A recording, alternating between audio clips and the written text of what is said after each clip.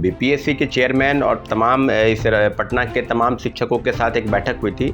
बैठक में कई बिंदुओं की चर्चा हुई थी कि सुप्रीम कोर्ट का जजमेंट जब से सुप्रीम कोर्ट का फैसला या किसी भी चीज़ का फैसला जब आएगा उस फैसले से उस पर लागू नहीं होगा और जो नियम कानून बन चुके हैं उसके बाद उस नियम कानून में भी परिवर्तन नहीं होगा। परसेंटाइल को लेकर और नॉर्मलाइजेशन को लेकर अभ्यर्थियों और छात्रों का जो सिविल सेवा का तैयारी कर रहे हैं उनके लिए कौन सा प्रयोग आप करना चाहते हैं? छात्रों और अभ्यर्थियों की डिमांड है बीपीएससी चेयरमैन से बार बार कि डॉक्यूमेंट का वेरिफिकेशन आप पहले करा लें। नमस्कार, मेरा नाम रोहित है, आप देख रहे हैं लाइव सीरीज। आपको बता दें कि बीपीएससी 70वीं में देखिए परसेंटाइल और नॉर्मलाइजेशन को लेकर जो बातें हैं वो निकल कर सामने आ रही है। देखिए, बीते कुछ दिनों पहले बीपीएससी ऑफिस में एक बड़ी बैठक बुलाई गई थी, जिस बैठक में पटना में सिविल सर्विसेज की तैयारी कराने वाले तमाम शिक्षकों को भी बुलाया गया था। लेकिन देखिए, जो छात्र हैं, जो अभ्यर्थी हैं, उनके मन में ये संशय बरकरार है कि आखिर 70वीं में परसेंटाइल और नॉर्मलाइजेशन लागू होगा कि नहीं होगा। अब देखिए, ये भी बातें कही जा रही थी कि 15 तारीख को बीपीएससी के द्वारा एक बैठक बुलाई जाएगी, जिस बैठक में छात्र भी शामिल होंगे, उसके बाद शिक्षक भी शामिल होंगे और बीपीएससी के जो अध्यक्ष हैं वो भी शामिल होंगे और परसेंटाइल नॉर्मलाइजेशन पर चर्चा होगी। लेकिन देखिए, अभी तक बीपीएससी के द्वारा कोई सूचना नहीं दी गई है। अब देखिए, छात्र नेता सौरभ हैं, पूछ रहे आयोग से कि आखिर आयोग कब तक सूचना देगी बैठक करने की, या बैठक होगा भी या नहीं होगा। ये भी कह रहे हैं कि परसेंटाइल और नॉर्मलाइजेशन किसी हालत में छात्रों और अभ्यर्थियों को मंजूर नहीं है। क्या कुछ कह रहे हैं छात्र नेता सौरभ? सबसे पहले आप उनका पूरा बयान सुनिए। नमस्कार साथियों, जय हिंद। बिहार में शिक्षक बहाली के मुद्दे पर लगातार और 87,000 पदों में जो आपको जानकारी है कि जो तीसरे फेज की बहाली है और उस बहाली की प्रक्रिया में लगातार इस बात का जिक्र हो रहा है कि क्या होगा। आपको बताते चले कि जिस प्रकार से बैठक हुई थी, बीपीएससी के चेयरमैन और तमाम इस पटना के तमाम शिक्षकों के साथ एक बैठक हुई थी। बैठक में कई बिंदुओं की चर्चा हुई थी। कई लोग नॉर्मलाइजेशन और परसेंटाइल को लेकर चर्चा हुई, कहीं डॉक्यूमेंट के वेरिफिकेशन को लेकर चर्चा हुई, वन कैंडिडेट वन रिजल्ट को लेकर चर्चा हुई। कई शिक्षक जो है ऑप्शनल विषय, जैसा कि बीपीएससी में पहले 2 ऑप्शनल होते थे, उसके बाद 1 ऑप्शनल होते थे, तो ऑप्शनल को भी हटा दिया गया था। तो ऑप्शनल विषय को लेकर कई शिक्षकों ने उठाया कि एक विषय ऑप्शनल जो है उसको रखा जाए। इस विषय में भी चर्चा हुई और कुल मिलाकर जो चीज़ें सामने आई थी उसमें एज रिलैक्सेशन को लेकर भी चर्चा हुई थी कि कई लोग जो है जिनका एज ख़त्म हो गया है, TRE 1 में ही बैठे हैं, STET की परीक्षा लगातार होती नहीं थी और लगातार इस प्रकार से चीज़ें बदली गई, बदलाव के क्रम में आया। अभी जो है बात वो है कि क्या दो मुख्य बिंदु हैं उस पर कि आरक्षण को लेकर जो विवाद था, जो आरक्षण में महिलाओं की कटौती की गई, 35% आरक्षण बिहार के महिलाओं को मिलना चाहिए था, वो आरक्षण का लाभ उनको नहीं मिला। कई पत्र जारी हुए RTI से भी और बीपीएससी ने भी जिला शिक्षा पदाधिकारी को पत्र लिखा है कि RTI से जो नहीं मिला है लाभ उनको, लेकिन TRE 3 में इस प्रकार की चीज़ें नहीं होंगी। कुल मिलाकर इस सब चीज़ों को देखा जाएगा। सीधे बात है कि जिस प्रकार से आरक्षण का लाभ नहीं मिला तो आप इस बिंदु पर बात सिर्फ कर रहे हैं, सिर्फ चिट्ठी निकाल रहे हैं। डॉक्यूमेंट वेरिफिकेशन पर और वन कैंडिडेट वन रिजल्ट पर, इन दोनों बातों पर कई शिक्षक असहमति बनाने के फेर में कि हाँ सहमत बन गए, सहमत वो बोले कि हम ये करा लेंगे पहले।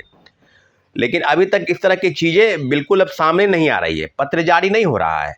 अगर बीपीएससी द्वारा अगर इस तरह के डॉक्यूमेंट का वेरिफिकेशन पहले कराना है, जैसे कि हम लोग का डिमांड पहले से रहा है TRE 1 में भी हम लोग ने कहा था कि एक कैंडिडेट का रिजल्ट कई जगहों पर होता है, तो जाहिर सी बात है कि जैसे ही वो काउंसलिंग करा लेते हैं तो वहाँ पर वो लॉक हो जाता है। तो काउंसलिंग तो सब जगहों पर करा लेंगे वो, और जैसे ही जब उस पर अधिकार वो छोड़ेंगे तो दूसरे लोग का अधिकार आएगा नहीं उस पर। तो 3 जगहों से सीट को खाली रखना, 2 जगह से सीट को खाली रखना, ये कहीं ना कहीं उन लोगों के लिए नुकसानदेह है जो मेरिट में थे, मिनिमम कट ऑफ को पार कर लिए थे।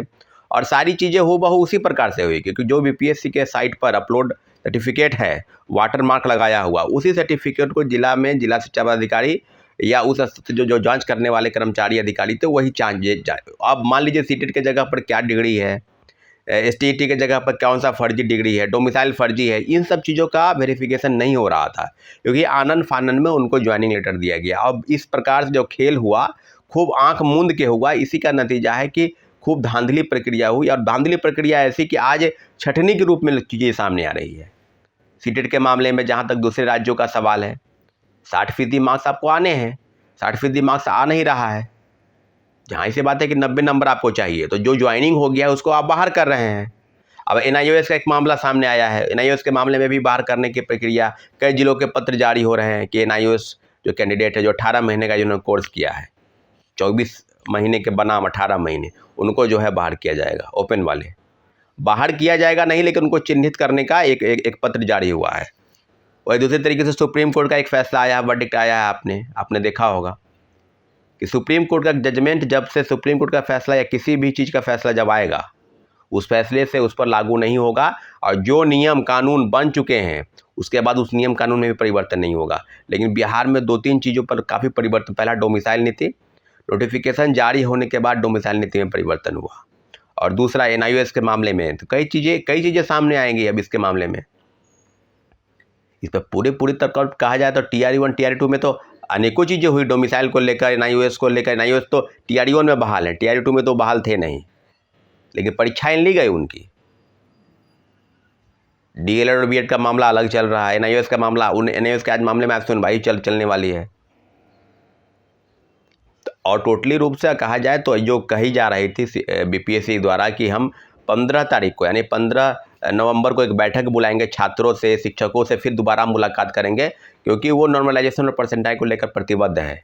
कुछ शिक्षकों की सहमति भी बन गई है, यूट्यूबरों की, जो अपने आप को शिक्षक कहते हैं, और फिर लेपापोती करने का प्रयास कर रहे हैं, फिर ढकोसला कर रहे हैं, अपना पूरा टूल किट प्रयोग में ला रहे हैं कि हमने ये नहीं कहा, हमने वो नहीं कहा, हमने परसेंटाइल को लेकर और नॉर्मलाइजेशन को लेकर अभ्यर्थियों और छात्रों का जो सिविल सेवा का तैयारी कर रहे हैं उनके लिए कौन सा प्रयोग आप करना चाहते हैं? ये प्रयोग तो आप 67वीं BPSC के समय में कर ही चुके थे। मुख्यमंत्री जी का हस्तक्षेप हुआ, उसके बाद वो 1 शिफ्ट 1 कैंडिडेट का जो बात थी कि एक परीक्षा है तो एक ही शिफ्ट में होगी, इस तरह की चीज़ें पहले भी की गई थी प्रयोग में। वो प्रयोग सफल नहीं हुआ। बहुत बड़ा प्रोटेस्ट हुआ था, आपने देखा होगा, बहुत बड़ा प्रोटेस्ट हुआ था। उस प्रोटेस्ट के नेतृत्वकर्ता हम ही लोग थे। BPSC के पूर्व चेयरमैन अतुल प्रसाद जी से मुलाकात भी की है। उन्होंने कहा कि हमने लागू कर दिया है, 2 शिफ्ट में परीक्षाएं होंगी। भाई आप तो पहले बोलते थे कि 12 लाख 14 लाख कैंडिडेट अगर रहेंगे, क्योंकि जाहिर सी बात है कि इस पर 2035 पदों की वैकेंसी आई है, तो वो चाहते हैं कि इस तरह की चीज़ें नहीं हो।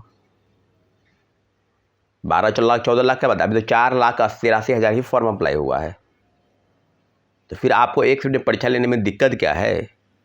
अगर आप प्रतिबद्ध है कि हम नॉर्मलाइजेशन और परसेंटाइल लागू करेंगे, डबल शिफ्ट में परीक्षा लेंगे, डबल सेट में अलग अलग जिलों में अलग अलग सेट रहेगा, तो ये परसेंटाइल नियम ही लागू होगा। जाहिर सी बात है कि कई सेट के प्रश्न पत्र नॉर्मल रहेंगे, कई टफ रहेंगे, तो आप किसी छात्रों के साथ एक तरह का न्याय नहीं हुआ। 150 प्रश्न, भले ही प्रश्न जो पहले की तरह होते आए हैं अलग अलग रहेंगे, लेकिन आप अलग अलग सेट में प्रश्न पत्र, ये छात्रों को स्वीकार नहीं। ये बार बार कहा जा रहा है, लेकिन अगर आप अडिग हैं और डॉक्यूमेंट का वेरिफिकेशन आप पहले कराएंगे, इस बात पर आप चिन्हित करें, आप नोटिस निकालें कि हम नहीं कराएंगे या कराएंगे, क्योंकि जो रोस्टर क्लियरेंस के मामले हैं उस पर 1 to 5 और 6 to 8 का रोस्टर क्लियर हो गया है, और जो चीज़ें सामने आ रही कि 15 तक रिजल्ट निकालने की भी प्रक्रिया है, वो शुरू हो जाएगी 15 के बाद से। उसके बाद फिर 9, 10 और 11, 12 का माध्यमिक और उच्चतर माध्यमिक रिजल्ट जो है वो प्रकाशित किए जाएंगे। छात्रों और अभ्यर्थियों की डिमांड है BPSC चेयरमैन से बार बार कि डॉक्यूमेंट का वेरिफिकेशन आप पहले करा लें। तो अभी आपने देखा जो छात्र नेता सौरभ हैं, देखिए साफ कहते नजर आ रहे हैं कि BPSC 17वीं में परसेंटाइल और नॉर्मलाइजेशन कहीं से लागू नहीं होने दिया जाएगा। साफ कहते नजर आ रहे हैं कि आयोग के द्वारा जो बातें कही गई थी कि बैठक होगा 15 तारीख को, तो फिर आयोग ने अभी तक नोटिस क्यों नहीं जारी किया गया? आयोग बताए कि आखिर कब बैठक की जाएगी अभ्यर्थियों के साथ, छात्रों के साथ ही साथ देखिए TRE 3.0 में ये भी कहते नज़र आ रहे हैं कि रिजल्ट से पहले डॉक्यूमेंट वेरिफिकेशन भी करना होगा। और भी क्या कुछ कहना था, आपने तमाम चीज़ें इस वीडियो में देखी है। बस इस तरह की तमाम खबर के साथ आप मेरे साथ जुड़े रहें। तब तक धन्यवाद।